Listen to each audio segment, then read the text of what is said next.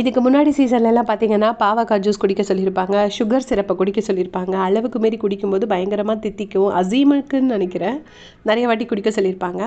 So இந்த வாட்டி பாவக்காய் ஜூஸ் வந்திருக்கு. அது எல்லாரையும் கண்டஸ்டன்ஸையும் விஜய் சேதுபதி சார் குடிக்க சொல்கிறாரு. இன்றைக்கி மொத்தமாகவே கொஞ்சம் ரஃப்பான ட்ரீட்மெண்ட்டாக தான் இருக்குது. ஏற்கனவே செகண்ட் ப்ரோமோவில் பார்த்தீங்கன்னா எஃப்ஜே பிரித்து மேய்ஞ்சிருப்பார்.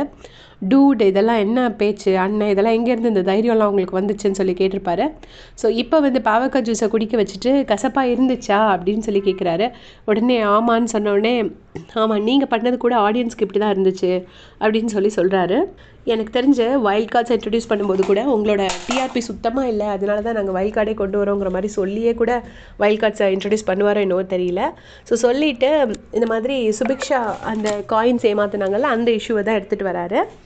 ஸோ ஃபஸ்ட்டு வந்து பார்த்திங்கன்னா எஃப்ஜே பேசுகிறாரு. இந்த மாதிரி எங்களோடது வந்து ரிஜெக்ட் பண்ணாங்க, ஸ்மெல்லு சரியில்லை, அது சரியில்லை, எல்லாமே டேஸ்ட் பண்ணி பார்த்துட்டு ஸ்மெல் பண்ணி பார்த்துட்டு கடைசி ரிஜெக்ட் பண்ணிட்டாங்க, என்ன பண்ணுறதுன்னு எங்களுக்கு தெரியலங்கிற மாதிரி எஃப்ஜே வந்து ஒரு குற்றச்சாட்டு வைக்கிறாரு. அது அநேகமாக அந்த QC பார்வதி அண்ட் திவாகர் மேலே வைக்கிறாருன்னு நினைக்கிறேன். அதுக்கு அடுத்தது பார்த்திங்கன்னா சுபிக்ஷா வந்து சொல்கிறாங்க, நாங்கள் இந்த மாதிரி ஒரு டீல் பேசியிருந்தோம் பார்வதி கிட்ட அப்படின்னு சொல்லிட்டு சுபிக்ஷா வந்து பார்வதி பற்றி சொல்கிறாங்க.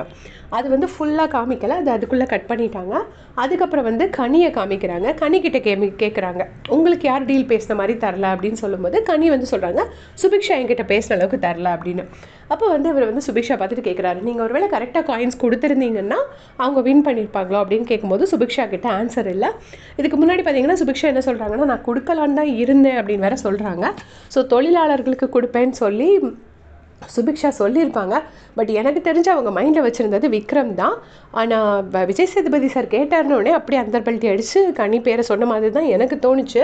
ஸோ நீங்கள் சொல்லுங்கள், சுபிக்ஷா வந்து யாருக்கு கொடுத்துருப்பாங்கன்னு நினைக்கிறீங்க? அவங்க சொல்கிறது கரெக்டாக தப்பான்னு. பாருக்கிட்ட எதுவும் கொஷின் கேட்ட மாதிரி தெரியல. பட் எனிவேஸ் பாருக்கும் கமருதனுக்கும் கண்டிப்பாக ரோஸ்ட் இருக்கும். அது ரோஸ்ட் இல்லாத வீக்கெண்டே கிடையாது. ஸோ டெஃபினட்டாக அவங்க 2 பேருக்கும் பெரிய ரோஸ்ட்டு காத்துட்ருக்கு. இப்போ பார்த்துட்டு அப்டேட் பண்ணுறேன். தேங்க்ஸ் ஃபார் வாட்சிங்.